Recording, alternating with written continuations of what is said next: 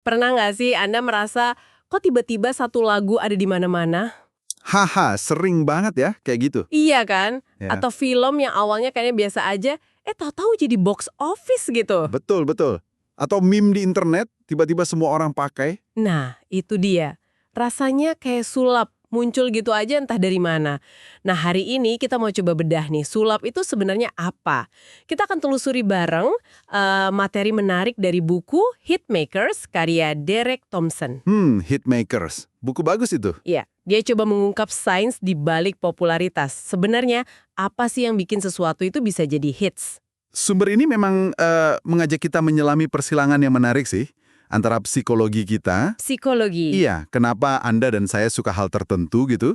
Terus gimana jejaring sosial itu tempat ide menyebar. Oke. Sampai ke, ekonomi pasar budaya itu sendiri. Jadi misi kita kali ini bisa dibilang membongkar aturan main tak terlihat yang seringkali menentukan kesuksesan besar di dunia pop kultur dan media. Wah, menarik banget. Siap nih. Oke, mari kita bongkar ini. Sumber ini bilang ternyata ada semacam tarik-menarik unik gitu ya dalam diri kita soal selera. Betul. Di satu sisi, kita ini katanya neofilik. Suka banget sama hal baru, penasaran. Dia pengen coba yang baru terus. Tapi di sisi lain, kita juga neofobik. Agak gimana ya, takut atau nggak nyaman sama sesuatu yang terlalu baru, terlalu asing. Nah, itu dia konfliknya. Suka baru, tapi takut yang terlalu baru. Jadi gimana dong solusinya? Kuncinya ada di titik temu keduanya, yang disebut kejutan yang akrab atau familiar surprises. Kejutan yang akrab, gimana tuh? Para pencipta hits, sadar atau enggak, mereka tuh seringkali jago banget menggabungkan elemen baru yang bikin penasaran Oke. dengan sesuatu yang sudah kita kenal, yang bikin kita nyaman. Misalnya lagu Nina Bobo, Wiegenlied, karya Brahms. Oh, yang itu ya? Tahu-tahu. Melodinya indah, tentu. Tapi penyebarannya ke seluruh dunia itu juga dibantu faktor sejarah loh. Emigrasi besar-besaran orang Jerman. Oh iya. Mereka bawa lagu familiar ini ke tempat-tempat baru.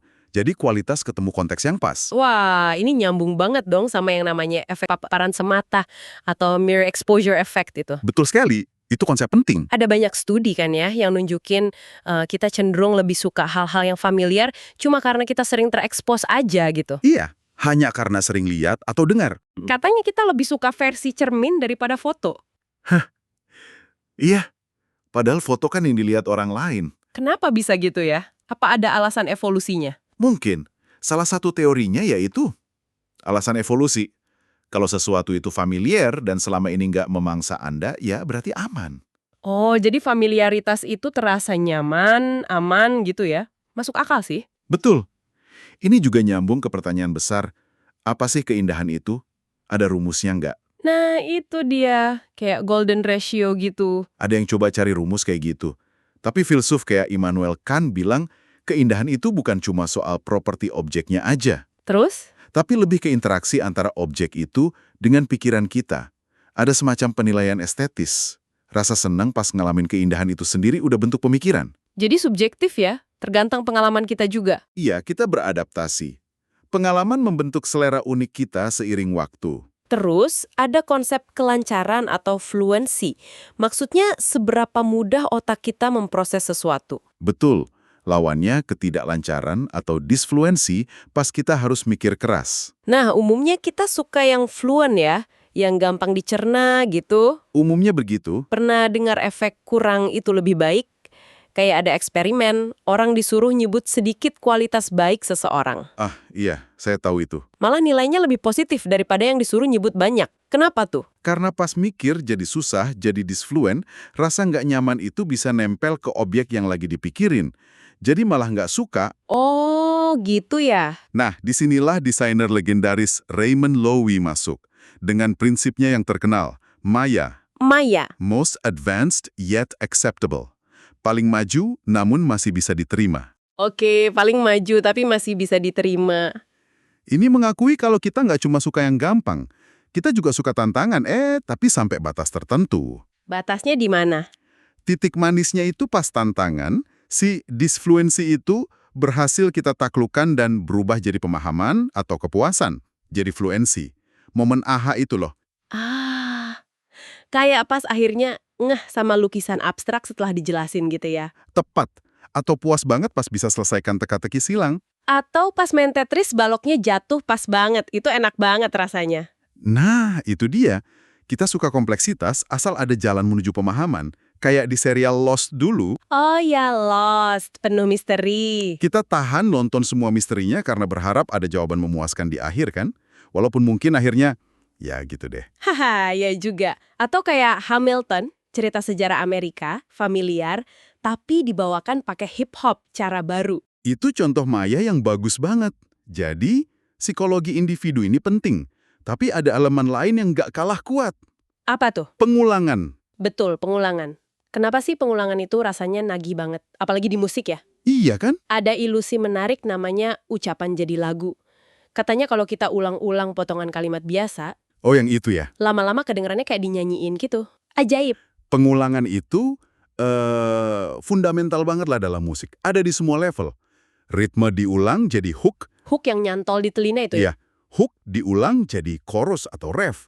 Chorus diulang dalam lagu.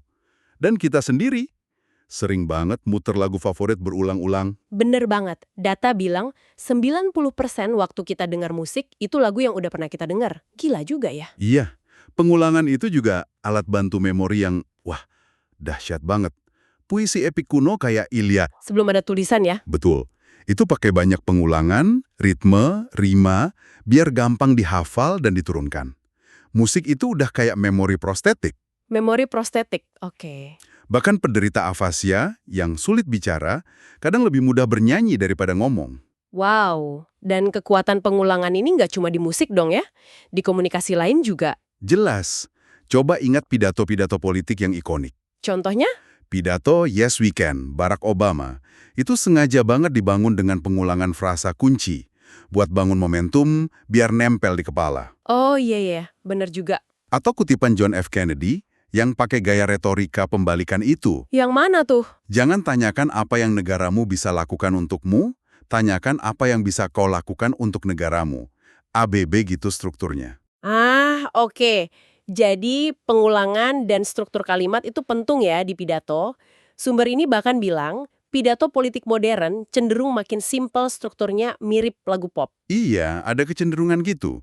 Mungkin biar lebih mudah dicerna audiens yang lebih luas ya sekarang. Biar gampang nyantol kayak lagu pop gitu ya. Tapi nah ini, perlu diingat juga, kekuatan pengulangan ini bisa jadi pedang bermata dua. Maksudnya? Memang sih, bikin ide kompleks jadi mudah diingat, tapi di sisi lain, dia juga bisa bikin ide yang katakanlah dangkal atau bahkan salah, terdengar lebih meyakinkan hanya karena sering diulang-ulang. Wah, bahaya juga ya. Jadi harus tetap kritis dong kita. Tentu saja, sikap kritis itu penting. Oke, jadi kita punya preferensi psikologis kayak Maya, suka familiaritas, terus ada kekuatan pengulangan. Tapi apa itu cukup bikin sesuatu jadi hits? Sumber ini bilang kok kayaknya belum tentu ya. Belum tentu. Ada faktor krusial lain yang sering dilupakan. Apa itu? Distribusi, jangkauan. Distribusi maksudnya penyebarannya gitu. Betul. Sebagus apapun artikel ilmiah, kalau terbit di jurnal antah berantah, ya siapa yang mau baca? Iya juga sih. Lagu paling keren pun kalau nggak diputer di mana-mana, ya hilang aja di telan bumi. Contohnya kayak lagu Call Me Maybe. Nah, itu contoh bagus. Lagunya memang catchy, iya. Tapi baru benar-benar meledak setelah dapet dorongan. Dorongan dari siapa? Dari Justin Bieber waktu itu. Dia nge-tweet terus bikin video parodinya. Langsung viral. Oh, jadi perlu pemicu gitu ya? Di zaman sekarang, setiap akun medsos bisa jadi stasiun radio mini ya. Bisa dibilang gitu. Distribusi jadi lebih terdesentralisasi, tapi jangkauan itu tetap kunci. Oke, tapi kalau udah dapat jangkauan nih, apakah kualitas yang paling tinggi pasti menang, jadi hits nomor 1 gitu? Nah, ini menarik. Ada perusahaan kayak Hit Predictor, mereka uji lagu baru ke ribuan orang. Dites gitu ya? Ya, dikasih skor. Mereka nemuin memang ada batas kualitas minimal. Lagu yang skornya rendah banget, ya cenderung gagal. Oke, wajar lah ya. Tapi, begitu melewati batas cukup menarik, itu misalnya skor 65 ke atas lah. Terus? Korelasi antara skor yang lebih tinggi, katakanlah 80 atau 90, dengan kesuksesan di tangga lagu, itu jadi lemah banget. Loh kok bisa? Bukannya makin bagus makin sukses? Ternyata nggak sesederhana itu. Banyak lagu skor 70-an malah ngalahin lagu skor 90-an di pasaran. Wah, Kenapa gitu? artinya setelah mencapai level cukup bagus atau cukup menarik, faktor penentunya seringkali bukan lagi kualitas absolutnya, tapi lebih ke seberapa luas paparannya, exposure. Jadi exposure lebih penting daripada kualitas asal udah cukup bagus. Sering kali begitu. Ribuan lagu bagus mungkin tenggelam aja karena distribusinya kurang pas atau kurang beruntung. Wah, ini berarti ada faktor keberuntungan dan pengaruh sosial juga dong ya? Banget. Kayak kasus Mona Lisa itu kan. Katanya baru jadi super terkenal di dunia setelah dicuri tahun 1911. Tepat sekali. Peristiwanya itu yang bikin dia jadi berita dunia, jadi omongan semua orang, bukan semata-mata lukisannya. Peneliti kayak Duncan Watts kan mengkritik penjelasan yang bilang Mona Lisa terkenal karena kualitas Mona Lisa. Itu kan mutar-mutar aja penjelasannya. Iya, itu penjelasan sirkular, nggak menjelaskan apa-apa. Kenyataannya, kita sangat terpengaruh oleh apa yang orang lain lakukan atau sukai. Itu namanya social influence ya, atau social proof. Betul, label bestseller di buku itu menarik kan? Iya, jadi pengen beli. Karena itu ngasih sinyal, hey, banyak orang suka ini loh, mungkin bagus. Tapi ini juga nggak selalu lurus efeknya. Maksudnya? Ada studi bilang, buku pemenang penghargaan besar kadang malah dapat ulasan rata-rata lebih jelek dari yang cuma masuk nominasi. Loh kok bisa? Mungkin karena ekspektasi orang jadi ketinggian banget gara-gara penghargaannya itu. Jadi pas baca, rasanya biasa aja. Masuk akal juga sih. Lalu di mana ide atau tren itu menyebar? Apa selalu kayak virus gitu? Dari orang ke orang, nular? Dulu orang mikirnya gitu, tapi ternyata nggak selalu. Seringkali polanya lebih mirip siaran atau broadcast. Siaran? Kayak radio atau TV? Mirip gitu, dari satu sumber ke banyak orang sekaligus. Contoh klasik banget itu peta kolera John Snow di London abad ke-19. Oh, yang soal pompa air itu ya? Nah, itu dia. Dia menemukan wabah itu bukan menyebar acak dari rumah ke rumah, tapi terpusat di sekitar satu pompa air yang airnya terkontaminasi. Pompa Broad Street. Jadi satu sumber menyiarkan penyakit ke banyak orang di sekitarnya. Persis. Contoh modern, resep guacamole tiba-tiba viral. Kenapa? Mungkin karena semua orang baca resepnya dari koran besar yang sama di hari Minggu. Atau video bisa viral karena di-tweet sama seleb yang followernya jutaan. Tepat. Seleb itu jadi pompanya. Satu sumber menjangkau banyak orang sekaligus. Jadi bisa dibilang kayak novel 50 Shades of Grey itu ya? Awalnya nyebar terbatas di komunitas fanfiction. Iya, kayak dark hit gitu. Tapi butuh penerbit besar kayak Random House sebagai pompa raksasa untuk menjangkau pasar global. Persis banget. Penerbit besar itu yang punya distribusi masif. Eksperimen Music Lab oleh Watts dan kawan-kawan juga nunjukin ini. Eksperimen yang mana tuh? Mereka bikin beberapa dunia musik online paralel gitu. Di beberapa dunia, orang bisa lihat lagu apa yang lagi populer atau banyak diunduh orang lain. Terus hasilnya gimana? Hasilnya mencengangkan, lagu yang sama persis bisa sukses besar di satu dunia, tapi gagal total di dunia lain. Loh, kok bisa gitu? Lagunya kan sama. Hanya karena pengaruh awal dari beberapa orang pertama yang memilih lagu itu. Kalau di awal ada yang bikin populer, yang lain cenderung ikut-ikutan. Wah, jadi popularitas itu kayak ramalan yang terpenuhi sendiri ya? Self-fulfilling prophecy? Bisa dibilang gitu. Ditambah lagi, kita kan cenderung berkumpul sama orang yang mirip sama kita, homofili. Iya, teman-teman kita biasanya seleranya mirip. Nah, ini bisa memperkuat tren di dalam satu grup, tapi sekaligus membatasi penyebarannya ke grup lain yang beda. Jadi makin kompleks deh. Wah, rumit banget ya ternyata. Pantesan menciptakan hits itu kayaknya penuh ketidakpastian gitu. Memang. Kebanyakan produk baru kan gagal ya. Ada istilah masalah Cassandra katanya. Bisa meramal masa depan tapi nggak ada yang percaya. Betul sekali. Makanya, industri hits musik, film, buku, TV, itu seringkali model bisnisnya mirip model Ventura atau venture capital. Model Ventura, maksudnya gimana? Mereka sebar investasi ke banyak proyek. Bikin banyak lagu, banyak film, banyak buku. Sadar banget kalau mayoritas bakal gagal. Tapi berharap. Berharap satu atau dua sukses besar banget yang bisa nutupin semua kerugian dari yang gagal itu. Model bisnis ini sangat mempengaruhi konten yang dihasilkan loh. Oh ya, contohnya gimana di TV misalnya? Dulu kan ada era TV broadcast gratis kayak NBC, ABC gitu. Mereka bergantung banget sama iklan. Jadi butuh penonton banyak ya? Butuh penonton massal.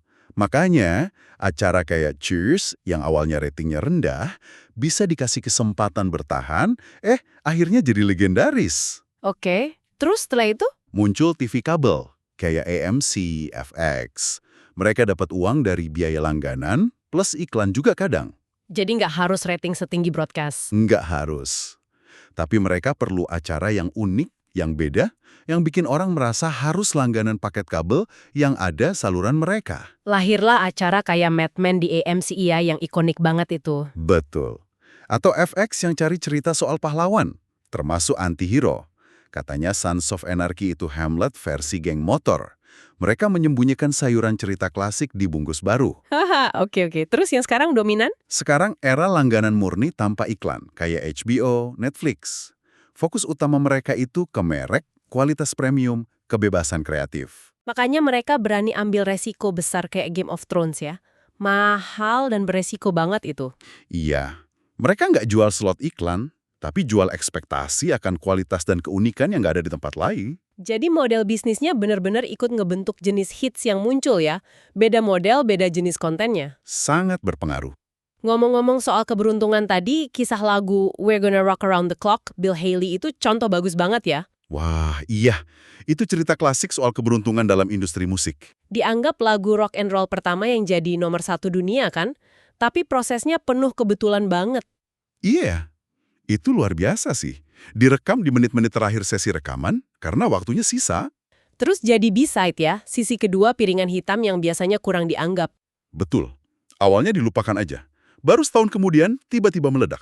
Gara-gara apa tuh? Gara-gara lagunya dipakai di soundtrack film Blackboard Jungle. Dan kabarnya, itu pun karena kebetulan anak sutradaranya suka sama lagu itu. Serius? Gara-gara anak sutradara? Itu salah satu cerita yang beredar kuat. Ini nunjukin banget sehebat apapun kualitas lagunya, kegigihan penciptanya seringkali tetap butuh sentuhan keberuntungan di saat yang tepat. Gila ya, faktor luck itu nggak bisa diprediksi sama sekali. Nggak bisa. Jadi setelah kita bedah semua ini nih, kesimpulannya kayaknya nggak ada satu resep rahasia tunggal gitu ya buat bikin hits. Kayaknya sih gitu, kompleks banget. Ini kayak ramuan dari banyak hal ya. Ada psikologi kita, suka yang familiar, tapi juga ada barunya si Maya tadi. Betul, keseimbangan itu.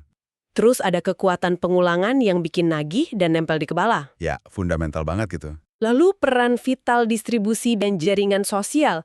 Gimana sesuatu itu bisa nyampe ke kita dan dipengaruhi orang lain. Krusial, tanpa itu susah. Plus, ya itu tadi, faktor keberuntungan yang nggak bisa diduga sama sekali. Elemen acak yang selalu ada. Benar, dan ini mungkin bikin Anda jadi mikir ya, kenapa sih Anda pribadi suka lagu, film, atau buku tertentu? Pertanyaan bagus itu. Seberapa besar karena kualitas intrinsiknya? Seberapa besar karena sering dengar atau lihat aja? Atau karena teman-teman Anda pada suka juga? Campuran dari itu semua ya. Psikologi personal, pengaruh lingkungan sosial kita, dan mungkin sedikit kebetulan di sana-sini, semuanya ikut andil. Sundar, kita juga sempat nyinggung sedikit soal teknologi nih, yang terus mengubah peta permainan ini. Oh iya, gimana tuh? Ada contoh musisi namanya Ryan Leslie, dia sampai bikin platform sendiri, Superphone, biar bisa jualan musik dan terhubung langsung sama puluhan ribu fansnya. Tanpa lewat label besar. Iya, tanpa perantara label besar, langsung ke penggemar. Wah, menarik. Ini bisa jadi model baru ya. Nah, ini memunculkan pertanyaan penutup yang menarik nih buat Anda renungkan nih. Oke, apa tuh? Kalau jalur distribusi makin terbuka kayak gitu, dan hubungan kreator sama audiens makin langsung, apakah definisi hits di masa depan itu bakal berubah ya? Pertanyaan bagus. Gimana menurut Anda? Mungkin aja punya basis penggemar niche, tapi super loyal dan terhubung secara personal, jadi lebih bernilai daripada ngejar popularitas massal yang penuh ketidakpastian itu. Bisa jadi. Fokus ke kedalaman hubungan daripada keluasan jangkauan semata. Atau sebaliknya nih, melihat medsos sekarang yang kadang kayaknya lebih mendorong kita buat tampil keren daripada beneran terhubung. Iya, ada tendensi ke arah sana juga. Akankah nanti ada reaksi balik, orang jadi cari konsumsi budaya yang lebih private, lebih otentik, nggak cuma ikut-ikutan tren? Itu juga kemungkinan yang menarik. Mungkin siklusnya akan berputar lagi. Yang jelas kayaknya masa depan popularitas itu sedang ditulis ulang sekarang ini ya. Masih banyak yang bisa terjadi. Betul banget. Oke deh, terima kasih sudah menyimak penelusuran mendalam kita kali ini. Sama-sama. Selalu menarik membahas ini. Sampai jumpa di pembahasan berikutnya.